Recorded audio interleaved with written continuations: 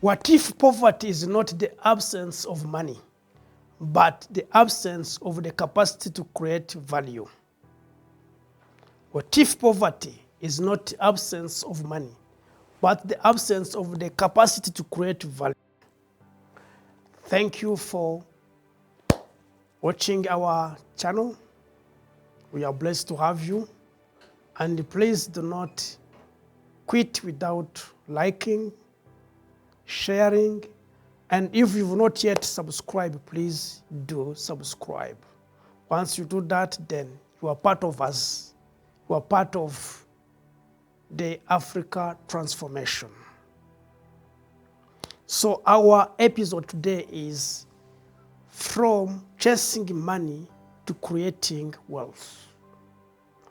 From chasing money to creating wealth. Many people spend their lives chasing money while neglecting to follow and respect principles that create wealth. Remember, most of the time, money follows principles. I'm here to tell you that money does not follow prayers, but money follows principles. That's something very important to know. And also, I'm here to tell you that most people define wealth as the amount of money a person possesses. But in the kingdom of God, we define wealth as the capacity to create, manage, and multiply value. And here we are going to discuss all about wealth. Most of the time, wealth is not only money, but wealth is a combination of many things. So in this episode, we are going to see the 5 dimensions of wealth. And at the end, you will see where you are. You are weak, and you can also make some changes. So we have what we call spiritual wealth, the wealth that lasts forever. Many people are financially rich, but spiritually empty. I'm here to tell you that money can buy comfort, luxury, entertainment, but money cannot buy peace, cannot buy purpose, cannot buy identity, cannot even buy eternal security. And if we can read in our Bible, in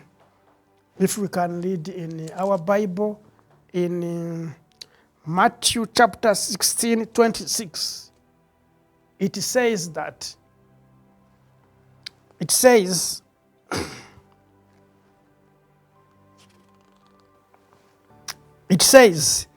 and what do you benefit if you gain the whole world, but lose your own soul?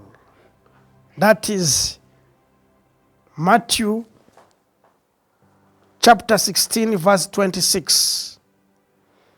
So here they are telling us, if you can benefit, if you can gain the whole world, but lose your own soul, what is the interest? And I'm here to tell you that riches is not defined by what you have, but who you are. The richest person is the one whose soul is at peace.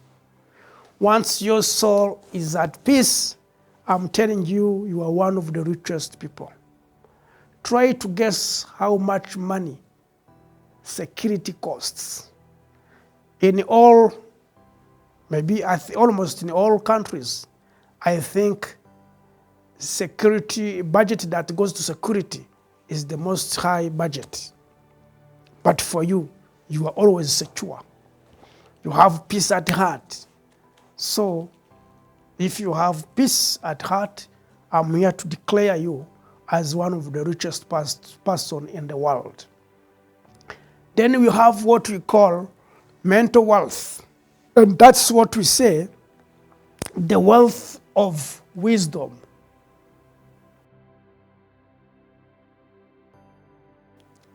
When Solomon met God, he did not ask for money, but he asked for wisdom. Why? Because wisdom creates what money cannot. Wealth may be lost. Wisdom can create wealth again. Ideas create systems, and systems create value, and value creates wealth. So you understand that mental wealth is also very important. Because once you have wisdom, the Bible clearly says that wisdom is more valuable than silver and gold. And wisdom has the capacity to create wealth, but wealth cannot create wisdom. So now, our third dimension is physical wealth. There is a saying that health is wealth. Many people sacrifice their health to gain money, and later spend money trying to regain health. Your body is the vehicle carrying your purpose. Protect it. Once your housing is destroyed, you are finished. Because once this housing is destroyed, then the real me that lives in, it escapes immediately. So I have to make sure that I keep my housing well organized, well equipped, so that the real me can fulfill its purpose on this earth. That's why it's very, very important to make sure that you are always fit. But most of the time we do different mistake. And I'm here to tell you that avoid digging a cemetery using your own teeth. This now is dangerous. Avoid digging a cemetery using your own teeth. Now the question is, how can I dig a cemetery using my own teeth? Each time you read, you eat whatever you find. You don't reason before eating something, before drinking something. I'm telling you, you are digging your cemetery using your own teeth. It is unwise to pray for healing when your body is being deteriorated because of the poor decision you make about what you consume. There are things you need to avoid once you grow up. Allow yourself to mature mentally. Have a choice. Not everything they put on the table you have to eat. Please have a choice. There are things you used to like when you were 5 years old. Now you are 50 years old and you still like them. Please be mature. Grow mentally if you want to live longer. If you want to live longer, do exercise. If you want to live longer, know what to put in your mouth. Then we have also what we call social wealth. Social wealth is also very important. Because I'm here to tell you that many opportunities do not arrive through money, but they arrive through people. What you need from God is in someone's hands. So learn to relate well with the other people. Because one relationship can change an entire future. One partnership can open a new level of impact. The quality of your relationship influences the quality of your opportunities. That's why I'm here telling you that learn how to relate with people. Social wealth is very, very important. Then we also have what we call community wealth. The highest level of wealth is contribution. What do you contribute? True greatness is not measured by what you accumulate. it is measured by what you contribute. If you try to search the Bible, you'll find that Jesus invested mostly in the people.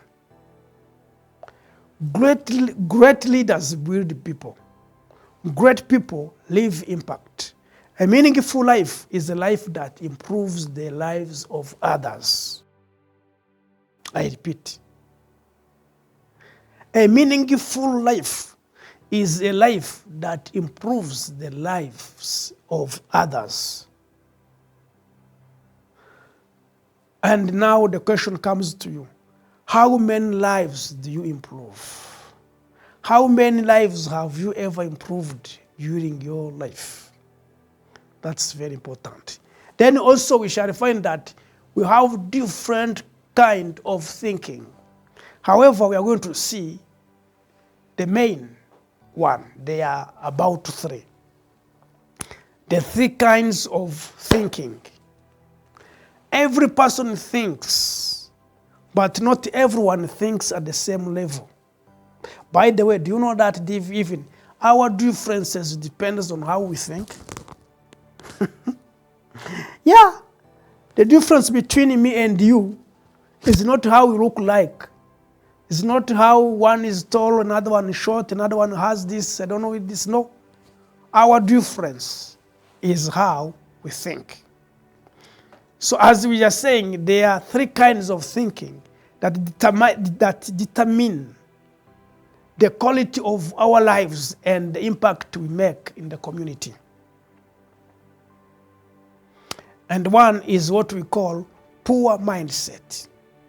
And we always say that poor mindset focuses always on money.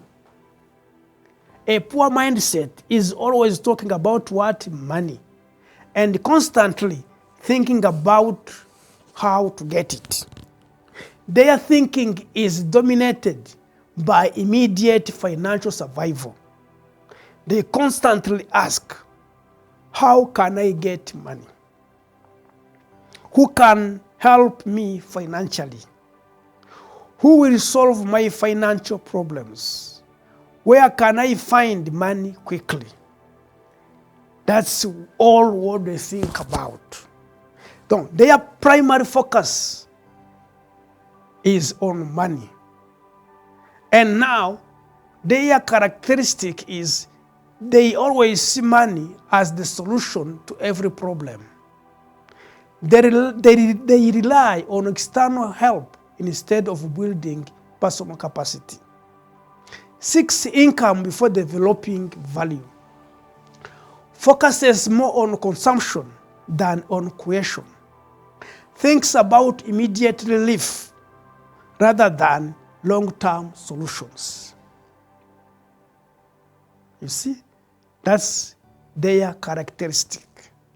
The greatest limitation of a poverty mindset is not the lack of money, but the lack of capacity to create value.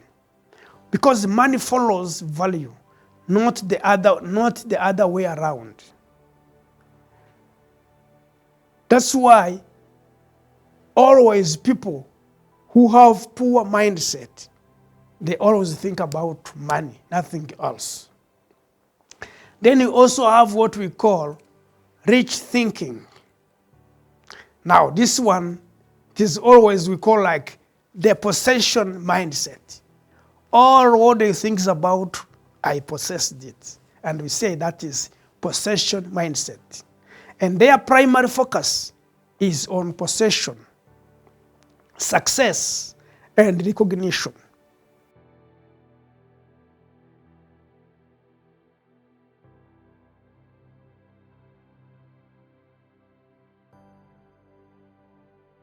Their thinking is often centered on acquiring wealth, building assets, and gaining social status. Success is frequently measured by what they have and how others perceive them. So every time they want to be shown as great, they always want to be described as great people. And always they will always they have these typical thoughts. My house, my car, my business, my position. People should know what I have or achieved. Each time he has bought a car, he makes sure that everyone knows that he has bought a car. He will put that car on the status. Each time he has built a house, he makes sure that everyone sees the house he has built. He will put everything on social media. Even when he gets money, he will even count on and take a picture counting. He wants everyone to know that I have received. That's what we call rich mindset. So now their characteristic now, they measure success by material possession and financial achievement.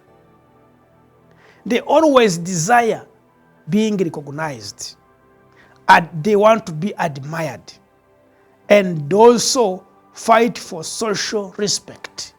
They want to be recognized, and they want to be respected. Once you call them, you don't give them front seat, they feel guilty. Each time you call them, you don't talk about them, they feel diminished. So that's what we call rich mindset. Because they find their identity in wealth, in titles and status. They always seek validation through visible accomplishments. Values ownership more than legacy. Every time they honor values, they value ownership. I have this. This is mine, more than even a legacy. Then we also have what we call wealth thinking. Now, those with wealth thinking, they are those that they value creation. And we call them that, we say that the value creation mindset. Because their primary focus is on creation, innovation, and multiplication. People at this level are not primarily driven by money or possessions. Their greatest concern is creating value, solving problems, building sustainable systems, and leaving a lasting legacy. They understand that wealth is the result of value creation, not the starting point. These are typical questions they always ask. What problem can I solve? What value can I create? What system can I build? How can I make an impact that outlives me? They really understand that ideas create systems.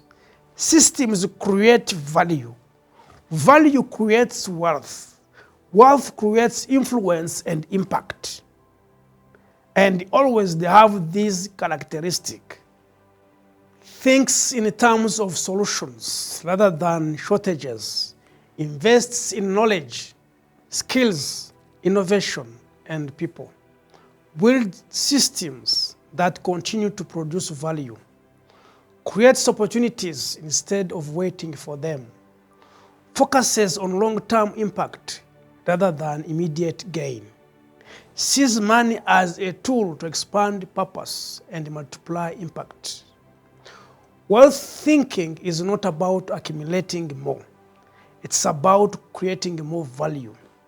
The people who transform nations are those who solve problems, build systems, and empower others to succeed. Thank you for following UTMI channel. Please do not quit without liking, sharing, and if you've not yet subscribed, please do. Once you do that, you would have helped, you would have supported us for African mind shift. May God bless you, and may God bless Africa. See you next Friday.